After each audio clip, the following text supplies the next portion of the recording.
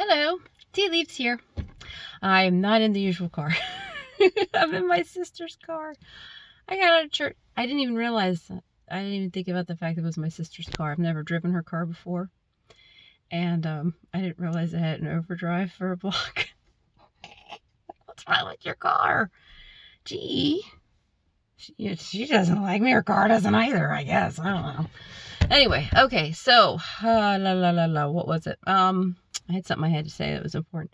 Came to me last night, so it's another one of those, oh darn, didn't say it at the time, so now I'm not going to say it right. I was talking to someone a while back about some they had schizophrenia, and they were having some issues, and they were wondering, they're like, I know it's my brain doing it, because that's what everybody tells me, but why is the government coming after me? Why does my brain go to that? So the answer to that is, or at least one of them will say, again, everybody's an individual. So when it comes to all the different authority, power entities in our world, such as government, God, universe, aliens, anything that you can think of that has like a power and authority over us in that sense, yeah, our brain's going to use that to point either to get us to do something, to point something out. One of the big things that I've found with it is that a lot of people that feel like they've been kind of belittled in their life in some way or another, hushed when they shouldn't have been, kind of thing. Well, just like water, if you dam it up, will sometimes try and find another way, create its own channel. So does the brain. And so, like I said, I've seen some of those people. I don't have a whole lot of subjects because I'm not a doctor or anything, but I've seen different people that pretty much, it's like there was a lot of belittling. Sorry, I'm getting caught up in my words. When you feel small, when you feel inferior, and you don't feel important, then you need something that's kind of like the opposite. Because when you don't feel important out here, then also in here, what is there to keep you going? So actually, I know this is gonna be another one of those weird things that Tea Leaf says, your brain is keeping you alive by using schizophrenia and other things along that line. I'm not again, everything's individually based, truly, when you get down to it. But generally speaking, yeah, your brain is trying to keep you alive. It's trying to keep you feeling important in some way.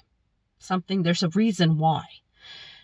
Good reason, bad reason, I don't know. But I mean, if your neighbor looked at you and said, you're important, you'd be like, oh, thanks. That's cool. But if the government showed up on your front porch, or God showed up on your front porch, or Mother Nature, something, aliens, and said, you are very important, you're not going to die, are you? You're not going to go end it, are you? You're going to feel like, hey, maybe I should hang on a little longer. The stuff makes me feel crazy in my head, but maybe I should hang on.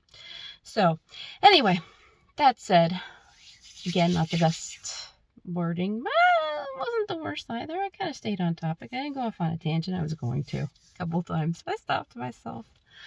I still haven't gotten back to the whole Chewy thing. I need to do that for Miss Chewy. And also, what was the other thing?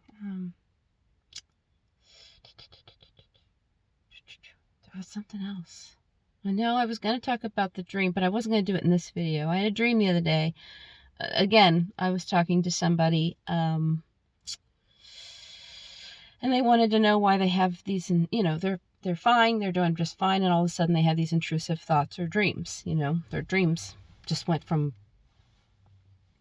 sunny days, sweeping the clouds away, Sesame Street, to, Twisted Transistor, into Freak on a Leash. What? Why would my brain do that to me? Oh, there's a reason for that. Should I get into that? We're only 4 minutes into this. Well, almost 5. All right, sure. You had me at 4 minutes. Okay, so the reason why your brain is doing that, so technically it's not really supposed to be doing that, because again, it's using something it's not supposed to be using. in that sense. Remember how I said life, sex, and death are, they were the first things that ever made sense to the brain? Just like we use things in life that make sense to us in order to make sense of things that do not make sense to us, we're going to use those too. They're usually not used unless in certain situations or like to the extreme. Someone who's been dealing with a big one actually is loneliness. That's actually a big one. And that's, believe it or not, it's related to sex because obviously there's a, yeah. So that's why that, a lot of people deal with that one. A lot of people who are having, obviously they think, well, it's because I'm deprived sexually, because I'm not involved, that I'm lonely, that I'm having these intrusive thoughts. Well, yes. But it's also just your brain also just using that to try and come up with answers. It's trying. It's like I said, it's trying to answer these questions. It's not really supposed to use those extremes, but it does from time to time. If the brain cannot figure things out forward, then it will use the backward way. It's just how it works. What was that thing? Yeah, because I don't look like, I shouldn't say I'm not that weird. I'm a fairly normal seeming person, right? I'm not, it happens to me too. I was having a perfectly wonderful, just fine, wholesome dream about someone that I used to talk to a long time ago. Nothing, just really it was a friendship more than anything. But it was a very nice friendship. And nothing ever happened. And I was having a dream one day about the person actually can't swim. And we were walking along the beach, and I got them to take their shoes off, which, by the way, that was a big work of strength, or whatever you want to call it. A feat of strength. Get them to take their shoes off, feat of strength. You get it. Anyway,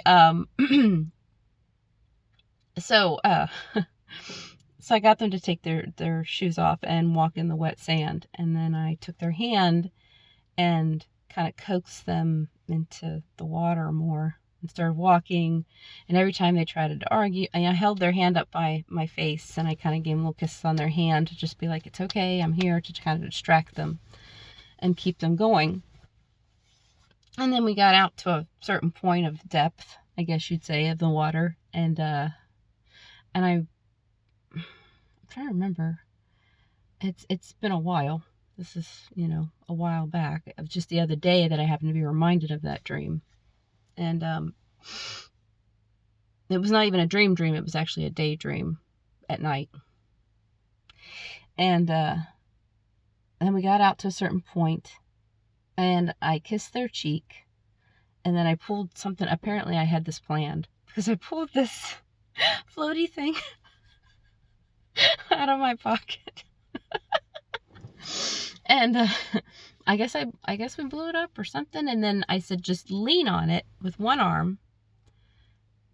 And then just start kicking your feet and start, hold on, I have my neighbors passing me by. And, oh, hi. Oh, hi. And, sorry, they're really nice people.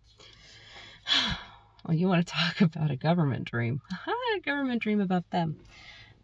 Government was after me. It was using my neighbors to get to me. Yeah, I had that too. Isn't that funny? Anyway, so what was I saying? Oh yeah, just, I was just trying to get that person to kind of like, just not necessarily learn how to swim, but just, at least be able to, what is it, like, anyway, flip the feet back and forth in the water.